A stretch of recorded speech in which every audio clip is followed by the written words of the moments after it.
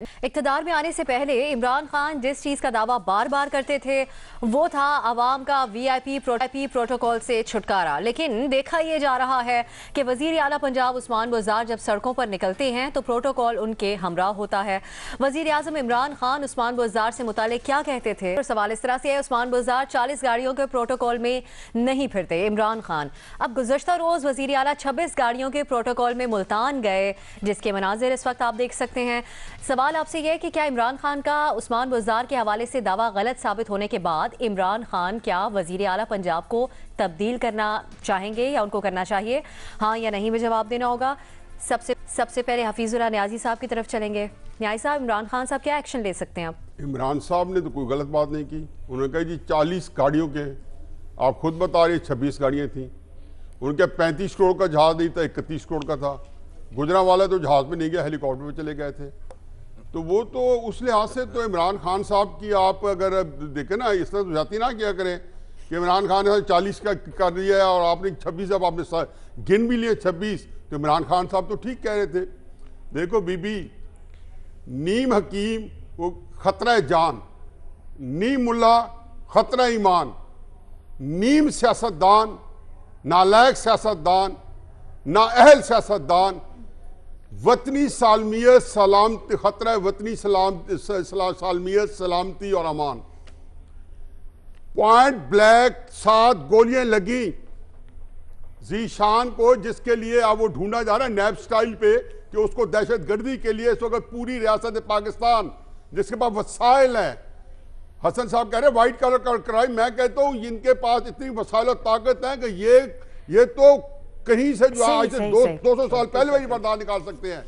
तो उसको एक गोली लगी, एक बच्ची 7 साल की बात कही है, पोस्टमार्टम उसके जो फोरेंसिक एग्जामिन है वो भी पॉइंट ब्लैंक हथेली में लगाई गई।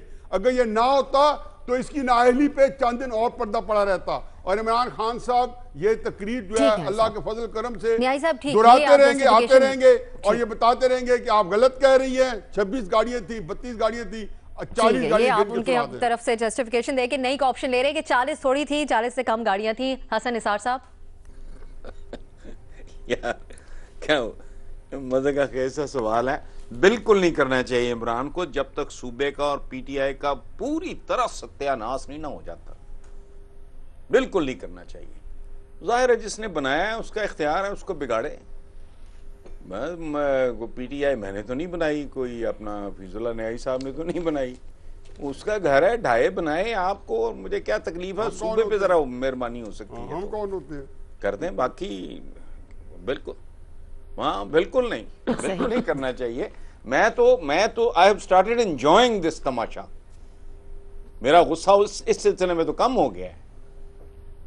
ये एंटरटेनमेंट चल रही है अजीबो गरीब सी है, मतलब ठीक है, बहुत अच्छा है, शाबाश, कीप इट अप। इरशाद भट्टी साहब, इस पे भी कमेंट कीजिएगा कि कल उस्मान बुज़दार साहब से जब सवाल किया गया था कि उन्होंने हाथ नहीं मिलाया था वहाँ पर मौजूद शख्सियत से, तो उन्होंने जवाब में ये कहा था कि मैं ट्रेंड नहीं हूँ, आहिस्ता आहिस्ता सीख जाऊँगा।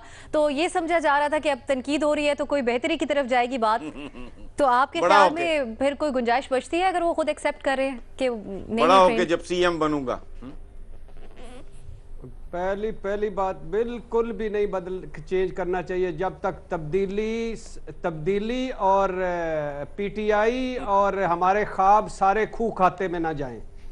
इस मुल्क और कौम के नसीब मुलायजा फरमाएं। अब साकोमल के लाहौर से गुजरांवाला 40-50 किलोमीटर है। हेलीकॉप्टर पे तशरीफ ली जाते हैं, 18 से 18 गाड़ियों में फिरते हैं ये बुज़दार साहब। दूसरी तरफ कल 25 गाड़ियों का काफिला था बिलावल भुट्टो जरदारी साहब का।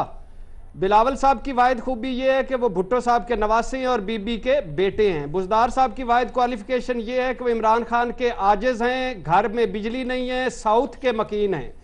बिलावल साहब की भी सरकारी खर्चे पर ट्रेनिंग हो रही है, बुज़दार साहब की भी सरकारी खर्चे पर ट्रेनिंग हो रही है।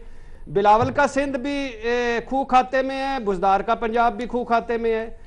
बुज़दार साहब फरमा रहे थे मैं आहिस्ता आहिस्ता ट्रेंड हो रहा हूं। बिलावल साहब ने कल फरमाया, बड़ी खूबसूरत बात की है कि भुट्टो साहब मेरिट पर मेजर जनरल सिकंदर मिर्जा और अयूब खान के वजीर बने, यानी डिक्टेटर का मेरिट होता है। शुक्रिया बिलावल साहब, शुक्रिया बिलावल साहब। है ना मजे की बात कि डिक्टेटर बुरा है, उसका मेरिट अच्छा है।